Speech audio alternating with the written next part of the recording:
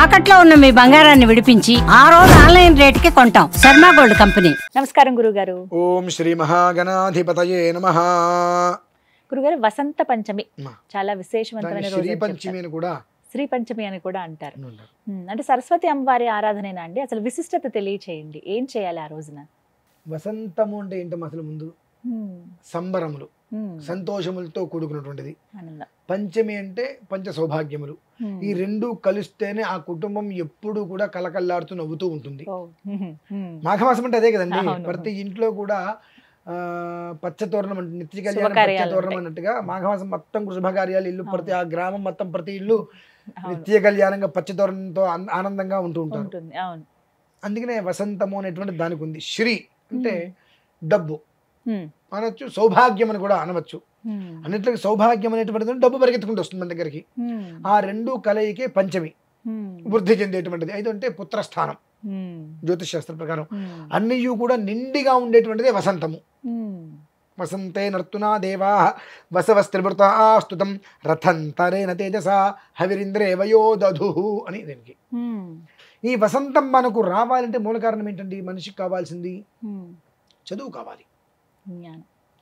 చదువు నుంచే మనకి మేధస్సు వస్తుంది, జ్ఞానం పెరుగుతుంది, వివేకం పెరుగుతుంది, విచక్షణ అనేటువంటి తెలుస్తుంది. ఆ చదువు కావాలి. అందుకనే వసంత పంచమి అనగానే పూర్వం నుంచి కూడా అక్షరాభ్యాసాలు పిల్లలకి ఇంట్లో చేసేవారు. వాడికి పుట్టి వీడికి పుట్టి అర్ధరాత్రి అందరికీ పుట్టి అన్నట్టుగా గత కొన్ని సంవత్సరాలుగా దసరా నవరాత్రుల్లో మూలా నక్షత్రం రోజు నాడు అక్షరాభ్యాసాలు చేస్తూ ఉంటారు. అంటే సరస్వతి అలంకారం మూలా నక్షత్రం రోజు, ఆ రోజునే కదా గురుగారు చేస్తారు. ఆ రోజు నాడు ఏం చెప్పబడిందండి? సరస్వతి అమ్మవారికి పూజ చేయమనండి. అంతే. అంటే ఈ చదువుకునే పిల్లలందరూ కూడా ఆ పుస్తకాలకి పూజ చేయాలి ఆ రోజు. ఆ పుస్తకాలు ఎక్కడి నుంచి వస్తే కూడా చెప్తానమ్మా. ప్రథమం, మధ్యమం, తృతీయం. మూలాధారం ప్రధానికి ఉంటుంది కదమ్మా. అసలు ఆ పుస్తక పూజ చేయాలి సరస్వతి అమ్మవారికి. ఆ పుస్తకం ఎక్కడి నుంచి వచ్చింది? ఆ ధారం కావాలిగా ముందు. అది తెలుసుకోవాలి. అది తెలుసుకోకుండా ఎవడో చెప్పాడని చెప్పి నేను వెళ్ళి పూజ చేస్తానంటే దక్షిణాయనంలో అక్షరాభ్యాసం మహాదోషం. పిల్లలకి చదువులు రావు.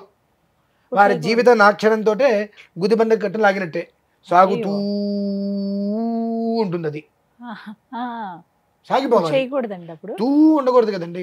దక్షిణాయనం పనికిరాదు. మూలా నక్షత్రం రోజు నాడు అమ్మవారికి సరస్వతి ఆరాధన చేయమనుంది. వసంత పంచమి రోజు నాడు విద్య అనేటువంటిది ప్రతి మనిషికి అవసరం కాబట్టి ఆ అమ్మవారి అనుగ్రహార్థము అక్షరాభ్యాసం అనేటువంటిది అనాది నుంచి వేల సంవత్సరాల నుంచి వస్తుంది. కానీ అప్పుడు జరిగిన దానికి ఇప్పుడు జరిగిన దానికి తేడా ఏంటి తెలుసమ్మా? అప్పట్లో ప్రతి ఒక్కళ్ళు కూడా అక్షరాభ్యాసం పూర్తవంగానే ఆ బంధుమిత్రులందరూ కూడా వారి వారి దగ్గర వాడేటువంటి కొత్తవి కాదమ్మా, వాడేటువంటి పెన్నో పెన్సిలో పలకో పుస్తకమో అక్షరాభ్యాసం చేసిన పిల్లవాడికి ఇచ్చేవారు.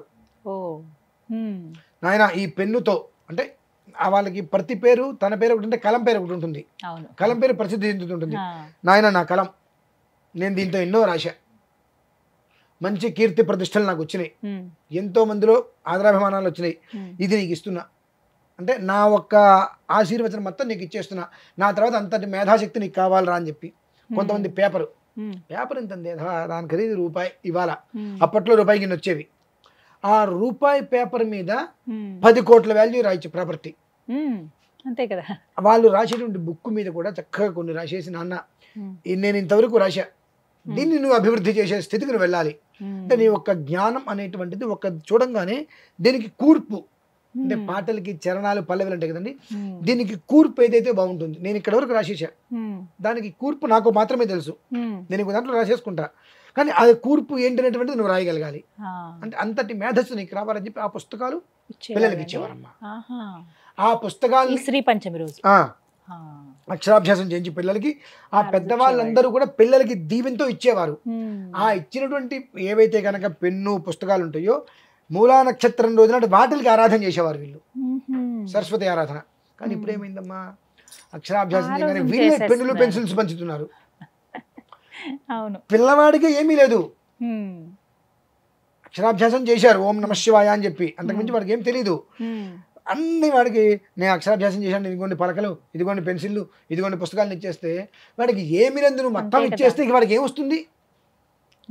విద్యని దానం చేయాలి ఎప్పుడు నీకు అన్ని రకాలుగా చదువు పూర్తయిపోయింది అంటే విద్యను దానం చేయడం ఏంటంటే మీకు ఇంటర్ చదివారండి, సెకండ్ ఇయర్కి వెళ్ళారు, ఫస్ట్ ఇయర్ బుక్స్ మీరు ఇచ్చేసేయండి ఎవరికైనా, పర్యటన కాదు ఎవరో ఒకరికి ఇవ్వాలి. ఎవరో ఒకరు చదువుకుంటారు అదే కాలేజీలో సెకండ్ ఇయర్ మనం వెళ్ళినప్పుడు ఫస్ట్ ఇయర్కి వస్తారు, అందరూ వాళ్ళకి నాయనగో నా ఫస్ట్ ఇయర్ అయిపోయింది పుస్తకాలు నువ్వు తీసుకో. విద్యాదానం అంటే అట్లా నీకు అది ఉపయోగం అయిపోయింది, ఎదుటి మనిషికి ఉపయోగం ఉంది, అది ఇస్తే వాళ్ళు చదువుకుంటారు, కొనుక్కోవాల్సిన అవసరం లేకుండా అది దానం చేయటం అంటే విద్యాదానం. కానీ అసలు మీకు మొదలే లేదు, తీసుకెళ్ళి పెన్ను పెన్సిల్ నేను కొనేసి అందరికి ఇచ్చేస్తాను అని అంటే నువ్వు ఉపయోగించుకోకుండా నువ్వు వాళ్ళందరికీ ఇస్తుంటే నీకేం ఉపయోగం లేకపోతే చిన్న లాజిక్ ఆలోచించుకోవాలి. వసంతే నర్తునా దేవా, అసలు వసంతము అనగానే మనకు చైత్రమాసం వస్తుంది గుర్తు, కోయిలు కుయిలాడుతూ పక్షులను కచకిచకిచలాడుతూ చక్కటి వాతావరణం ఇవన్నీ వస్తాయి. దానికి ముందు వచ్చేటివిగా వసంత పంచమి అంటే రాబోయే 2 నెలల్లో అద్భుతమైన జీవితం మనం చూడగలుగుతున్నాం ఉగాది నుంచి. కాబట్టి ఇప్పటి నుంచి కొన్ని జాగ్రత్తలు పదండి అని మనకు సూచిస్తుంది శిశిర ఋతువు అని. దాన్ని మనం ఏం చేస్తున్నాము రకరకాలుగా చేసేసి అక్షరాభ్యాసం అనగానే ఇంకో మాట కూడా చెప్తాను, కోపాలు వస్తాయి, ఒక్కళ్ళకు కూడా సిగ్గు శరం లేదు వీళ్ళకి జనాలకి.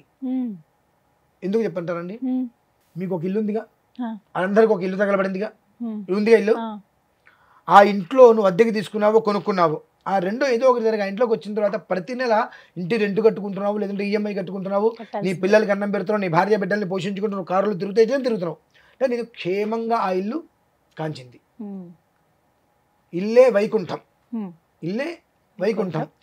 నువ్వు ఏ రకంగా ఇంట్లోకి వచ్చిన దగ్గర నుంచి నీకేదో భోజనం అయితే చేస్తున్నావుగా కడుపు నిండా, నీ పిల్లలకి పెడుతున్నావుగా, నీ పిల్లవాడు ఒక వృద్ధి కోసం నువ్వు ఇంట్లో చెయ్యకుండా గుళ్ళలోకి వెళ్ళి చేస్తున్నావు ఎందుకని? చాలా మంది బయట చూస్తారండి, నిజమే. చేస్తున్నావు 100 మంది వెళ్తే అయ్యో నేను గుళ్ళలో చేయలేదని ఈ బంధువులే వీళ్ళందరూ కూడా బంధువులు అంటారు వీళ్ళందరినీ, ఇంట్లో చేసుకున్నారు. అదేంట్రా మనం ఆ వాడి గుళ్ళు చూసాం కానీ నువ్వు కూడా గుళ్ళు చేయకపోయినావు, నేను చెడిపోయారా నువ్వు కూడా చెడిపో. ఇంట్లోనే చెయ్యాలండి, ఇంట్లోనే చెయ్యాలమ్మా ఇవన్నీ కూడా పిల్లవాడికి సంబంధించిన దాంట్లో వేడుక కాదమ్మా, వైదికం. అతనికి ఒక జీవితాన్ని ఇచ్చేటువంటిది. ఒక ఇంట్లో కూర్చుని అక్షరాభ్యాసం చేసుకుంటే 1:45 నిమిషాల నుంచి 2 గంటలు పడుతుంది, గుళ్ళో కూర్చుంటే 6 గంటలు అయిపోతుంది. ఆ 10 మందిలో 11 ఇటు ఇరికి కూర్చుంటే అక్కడిగా చేసుకుంటే ఉపయోగం? చక్కగా నీ ఇంట్లో కూర్చొని సభాసకల అందరి మధ్యలో చక్కగా కూర్చొని ఆ పిల్లవాడికి చేసిన ప్రక్రియ చేస్తే ఎంత ప్రేమ ఎంత తృప్తి అండి. ఆ ఇల్లు నీకు షెల్టర్ ఇచ్చింది, నువ్వు ఆ ఇంటికి ఏం చేసావు?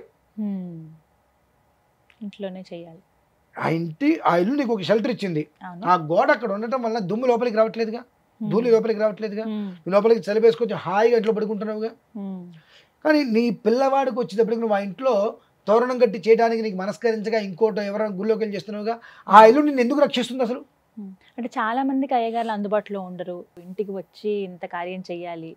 అదే ఆలయంలోనైతే ఉంటారు కదా, అక్కడ అమ్మవారి గుడి కూడా ఉంటుంది, అమ్మవారి ఎదురుగుండా చేస్తారు. ఇది చాలా మంది ఆలోచన. చెప్పమంటారా? ఇప్పుడు మీరు అక్షరాభ్యాసం అనుకున్నారు, మీరు అక్షరాభ్యాసం అనుకున్నప్పుడు ఒక ఫంక్షన్లోనో ఒక గుళ్ళోనో చేయాలంటే మీరు ఎన్ని రోజుల ముందు వెళ్ళి చెప్పుకుంటున్నారు? ముందు 10 రోజులు 15 రోజుల ముందు.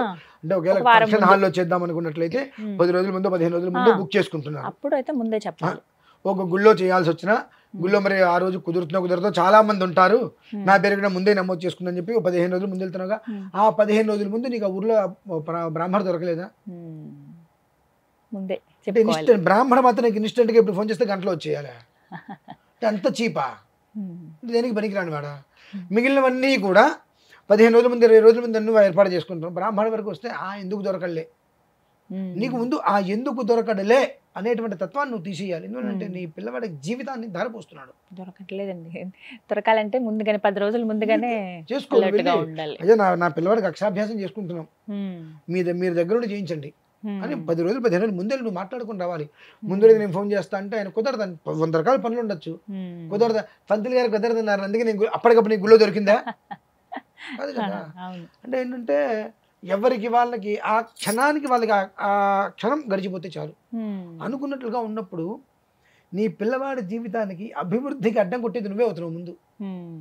మీరు మాట విన్నారమ్మా, పూర్వం నుంచి మా తాత కష్టపడ్డాడు, మా నాన్న కష్టపడ్డాడు, నేను కష్టపడ్డా, నా పిల్లవాడు కష్టపడకూడదని అందరూ అంటుంటాను. ఇందులో సుఖపడింది ఎవరు? అంటే ఇలాంటి ఆలోచనలు ఉన్నప్పుడు ఎవరు సుఖపడతారమ్మా? నీ పిల్లవాడి జీవితం వృద్ధి చెందాలి, ఏ అడ్డంకులు రాకుండా ఉండాలంటే నీ ఇంట్లో నువ్వు చెయ్యి. రోడ్డు మీద ఉండట్లేదుగా, నీకంటూ ఒక ఇల్లు ఉందిగా, చిన్నదో పెద్దదో, రేకుల షెడ్డో లేదంటే తాటాకులు ఇల్లు డాబా ఏదో నీకంటూ ఒకటి ఉందిగా ఉండడానికి షెల్టర్, ఆ ఇంట్లో చేసుకో. నువ్వు చేసుకునేటువంటి ప్రతిదీ ఆ ఇంటిని వృద్ధి తీసుకొస్తుంది. ఆ ఇంట్లో ఉండేది ఎవరు? మీరే కదా. అంటే ఆ ఇల్లు వృద్ధి చెందుతున్న కొద్దీ మీరు వృద్ధి చెందుతున్నారు కదా.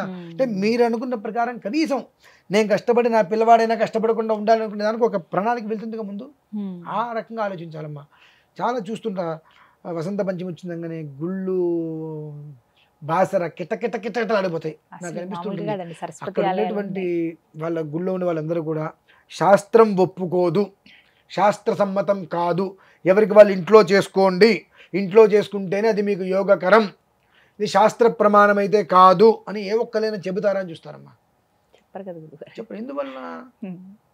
దేవాలయంలో గవర్నమెంట్ ఉద్యోగం చేసేటువంటి వ్యక్తికి అర్హత లేవు చెప్పడానికి, నాకు వచ్చే ఆదాయం నువ్వు ఎవరు చెడగొట్టడానికి. అంటే మొత్తం ఎటు చూసినా ధనం అంతే తప్పితే ధనమూల మీద జగత్తులాగా ఉంది కానీ విద్యామూల మీద జగత్తుగా ఎక్కడా లేదు.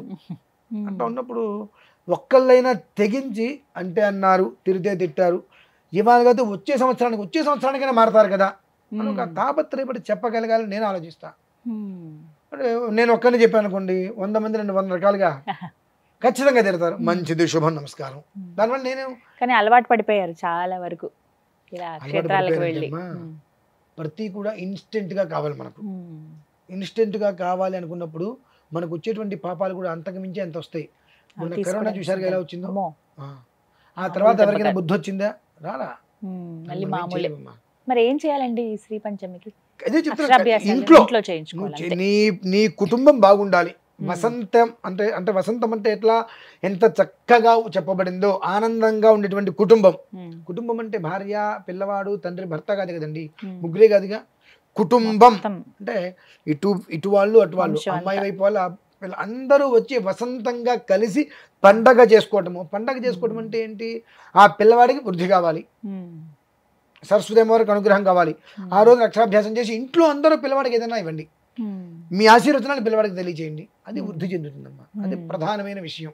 అది గుళ్ళల్లో గోపురాల్లో కాకుండా ఇంట్లో చేసుకుంటే కుటుంబానికి వృద్ధి, ఇంటికి వృద్ధి, వంశానికి వృద్ధి, పిల్లవాడి జీవితానికి ఒక నాంది మంచిగా. అది పరిస్థితి. ఇప్పుడు అక్షరాభ్యాసమే కాకుండా మామూలుగా ఆ రోజున ఏం చేయాలండి ఇంట్లో? ప్రధానంగా మనం చేసుకోవాలి అన్నట్లయితే కనుక ఈశ్వరారాధన. ప్రతిదీ ఎందుకు చేయాలి ఈశ్వరారాధన? మనిషి పుట్టిన మనిషి చనిపోయినా చేసే ప్రతి క్రతువు చివరికి చేసేది ఈశ్వరారాధన. శంభో అంటే చాలు, నువ్వు ఏమీ చేయకపోయినంత శివలింగాన్ని పట్టుకొని చెప్పు నీళ్ళు పోస్తే ఆయన సంతోషపడతారు. శ్రీ పంచమి 5 పంచమి అంటే సరస్వతి, బ్రహ్మ విష్ణు మహేశ్వరులు ముగ్గురం, కాలశక్తి స్వరూపిణి అమ్మ, త్రిజగన్మాత, జగత్రయం, ఇలా పరమేశ్వరుడు ఊహించేసుకుంటాడు. ఇంత శక్తిలో మనకేం చేశాడు? అక్కడ చివరికి అమ్మవారు ఆరాధన చేసుకున్నాడు, చివరికి ఈశ్వర ఆరాధన చేశాడు. అదే ప్రధానమైంది అక్కడ. కానీ అండి ఇక్కడ ఒక మాట చెప్తాను, నేను చెప్పిన దానికి మీరు అర్థం చేయండి, నేను చెప్పిన ప్రసాద నివేదన పెట్టండి. ఈ మాటలు పనికిరావు. నేనెవరిని చెప్పడానికి అసలు?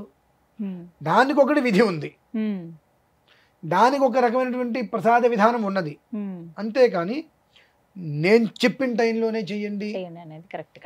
మనస్సుని నిర్మలం చేసుకొని, మనస్సు ప్రశాంతంగా ఉంది, ఏ ఇది లేదు, మిట్ట మధ్యాహ్నం 1 గంటకు చెయ్యి, సంతోషపడతారు. మనస్సులో ఒక రకమైన భావనలో బాధలో ఏదో ఒకటి పెట్టుకొని తెల్లవారుజామున బ్రాహ్మీ ముహూర్తంలో చేసినా నీకేంటి ఉపయోగం? కాకిని చూసి మనం బుద్ధి తెచ్చుకోవాలి. ఉదయాన్నే లేస్తుంది బ్రహ్మజ్ఞాని కాకి, దాన్ని చూసి మనం బుద్ధి తెచ్చుకోవాలి. అందుకనే దాన్ని చూస్తే ఎక్కడ బుద్ధి వస్తుందని చెప్పి హైదరాబాద్లో కాకులు లేకుండా చేశాం.